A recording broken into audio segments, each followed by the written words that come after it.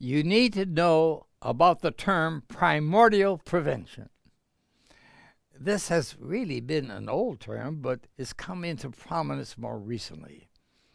With primordial prevention for heart disease, we can lower the risk of heart attacks and strokes 80%. We can lower the risk of type 2 diabetes 88%. This is really exciting news. This is better than any medicine can do, better than any medical procedure can do. We just have to avoid 7 risk factors. Now, what are these risk factors? Number 1 is cigarette smoking. We need to cut down on cigarette smoking. Now, some countries have done quite well. In our country, the United States, we have cut it down so that only 50% of adults are still smoking. But, say, in Slovakia, it's 35%. For the men, it's 44%. But in Eastern Europe, there's quite a bit of smoking still going on. Even the doctors are smoking. In the U.S., it's rare to find a doctor who smokes. You can find a few, but not many. But in countries here in Eastern Europe, many of the doctors are smoking. The World Health Organization predicted that by the year 2020, we will have 10 million people die every year because of cigarette smoking. That's like, a whole country being wiped out every month, few months, and that's terrible. We need to do something about smoking, especially to get our doctors off cigarettes. The second risk factor we have to avoid to lower cardiovascular disease is alcohol. The biggest study ever done, most comprehensive study, was just completed, published August 23 last year in the Lancet Journal. And the one who did this was a professor at the University of Washington in Seattle. From that campus, you can see Bill Gates' home. Well, Bill Gates' foundations funded this study. And the one in charge of it wanted to answer one question. How much alcohol is it safe to drink? He found the answer. It was 0. So now, for the first time, the new recommendation is don't drink any alcohol at all. Every time you take a drink, it knocks out some brain cells. Anyway, so alcohol is not good. The next risk factor that they suggested was inactivity. Exercise is the best indicator of how long you're going to live. It's better than smoking, hypertension, obesity, or anything else. Exercise. If you exercise an hour every day, you increase your life expectancy 3 hours. So for every hour you exercise, you increase your life expectancy 3 hours. Now the bad news is, if you exercise too much, it's the same as not exercising at all. You increase your chance of dying. So exercise is extremely important. The next risk factor is overweight.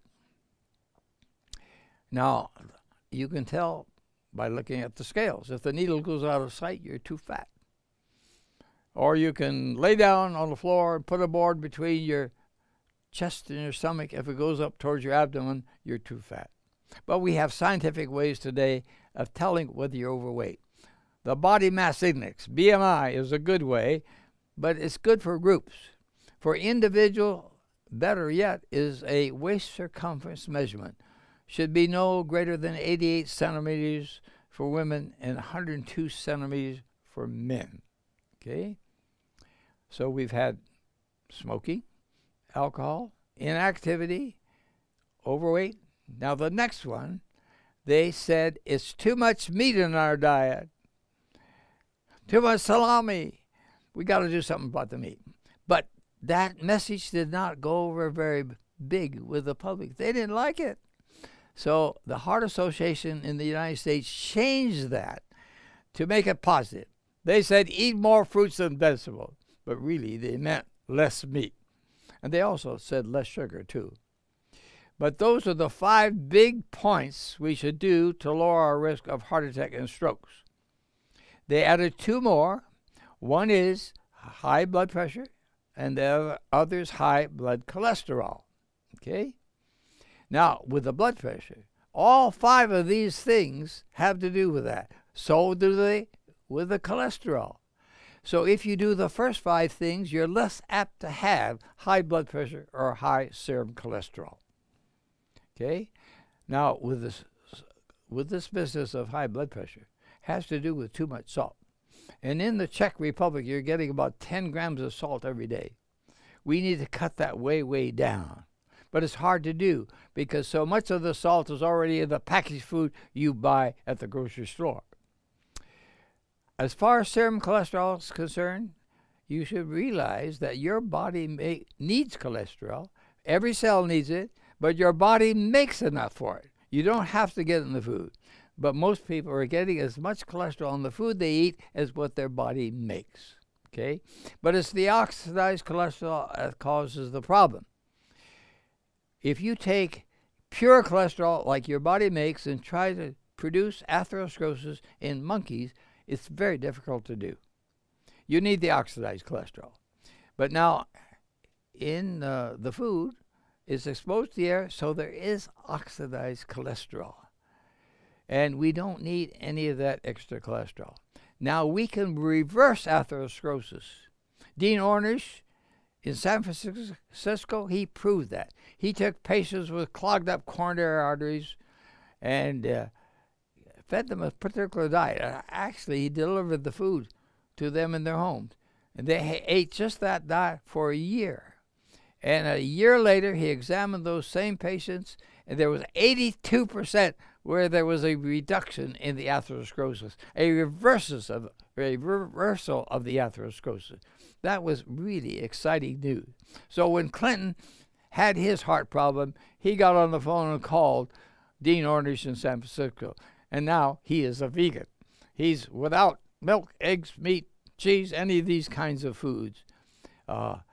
This diet is really taking off because in the year 2020, the Dietary Advisory Panel that was advising the U.S. government what the best diets were, along with the Mediterranean diet, this year for the first time, they said a vegetarian diet is an optimal type of diet.